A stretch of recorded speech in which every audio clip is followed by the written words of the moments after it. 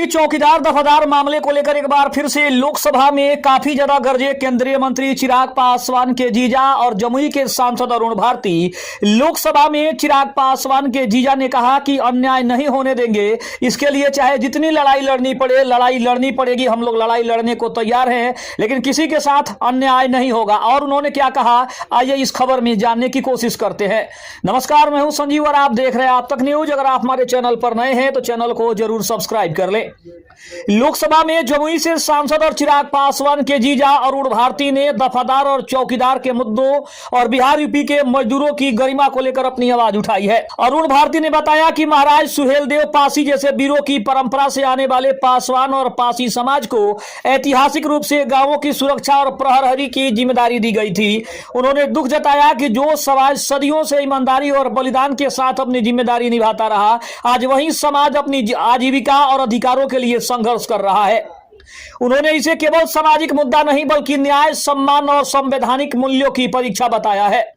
मजदूरों का पलायन और अपमान के ऊपर भी उन्होंने बात की। उन्होंने कहा कि भारती ने कांग्रेस की फ्रंट इक्वलाइजेशन पॉलिसी यानी कि माल ढुलाई समानीकरण नीति की आलोचना करते हुए कहा कि इसने बिहार और उत्तर प्रदेश जैसे राज्यों का औद्योगिक भविष्य छीन लिया, जिसके कारण वहां के लोगों को पलायन करना पड़ा। उन्होंने कहा कि बिहार और यूपी के मजदूर दूसरे राज्यों की अर्थव्यवस्था को गति देते हैं, लेकिन वहां की स्थानीय राजनीति के कारण उन्हें अपमानित और प्रताड़ित किया जाता है। उन्होंने सदन में राइट टू डिग्निटी का मांग करते हुए कहा कि भारत का नागरिक कहीं भी काम करे, उसकी गरिमा और सुरक्षा की गारंटी होनी चाहिए।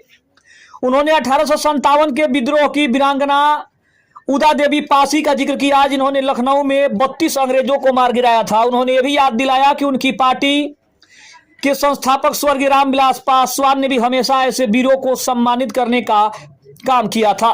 लोकसभा में जमुई के सांसद अरुण भारती का यह संबोधन मुख्य रूप से बिहार के गौरव, वंचित समाज के अधिकारों और श्रमिकों की गरिमा पर केंद्रित है। उन्होंने पूर्ववर्ती कांग्रेस सरकार की पॉलिसी को सबसे ज्यादा दोषी ठहराया, जिसके कारण बिहार और उत्तर प्रदेश जैसे संसाधन संपन्न राज्यों का औद्योगिक विकास रुक गया और लोगों को मजबूरी में यहां से दूसरे राज्यों के लिए जाना पड़ रहा है। उन्होंने साफ तौर पर जोर देकर कहा कि जब बिहार का मजदूर दूसरे राज्यों में जाता है तो वहां की अर्थव्यवस्था को मजबूत करता है। कोयला हमारा, लोहा हमारा कहते हुए उन्होंने संसाधनों और श्रम के योगदानों को रेखांकित किया। उन्होंने महाराष्ट्र, तमिलनाडु और केरल जैसे राज्यों में बिहार और यूपी के मजदूरों के साथ होने वाले भेदभाव और प्रताड़ना का मुद्दा उठाया है। उन्होंने सदन से मांग की कि हर भारतीय नागरिक को वो चाहे कहीं भी काम करे, गरिमा और सुरक्षा उसकी गारंटी मिलनी चाहिए। उन्होंने महाराज सुहेलदेव पासी, जिन्होंने मोहम्मद गजनबी जैसे विदेशी आक्रमणकारियों का डटकर मुकाबला किया था, उनका जिक्र किया। इसी वीरता की परंपरा के कारण पासवान और पासी समाज को गांवों की सुरक्षा के लिए दफादार और चौकीदार की महत्वपूर्ण भूमिका दी गई थी। उन्होंने कहा कि जो समाज पीढ़ियों से ईमानदारी और बलिदान के साथ देश की रक्षा करता रहा है, आज वही समाज अपनी बुनियादी आजीविका और सम्मान के लिए संघर्ष कर रहा है। अरुण भारती ने स्पष्ट किया कि लोक जनशक्ति पार्टी रामविलास और स्वर्गीय रामविलास पासवान जी ने हमेशा इन वंचित वर्गों और उनके इतिहास को सम्मान दिलाने का काम किया है। उन्होंने मांग की कि समाज की आजीविका के साधनों और उनके स्वाभिमान की रक्षा करना सरकार की नैतिक और संवैधानिक जिम्मेदारी है। यह संबोधन भी चिराग पासवान की बिहार फर्स्ट और बिहारी फर्स्ट की सोच के साथ राष्ट्रीय पटल पर मजबूती से कदम रखने का एक बड़ा प्रयास माना जा रहा है। उन्होंने साफ तौर पे कहा कि इसके लिए वो लोग भी जिम्मेदार हैं, वो प्रशासन, वो सरकार भी जिम्मेदार है जिन्होंने कभी इनके ऊपर ध्यान नहीं दिया। अगर आज वो सरकार इनके ऊपर ध्यान दी होती तो आज इन्हें अपने सम्मान के लिए, अपने हक के लिए इतना संघर्ष नहीं करना पड़ता।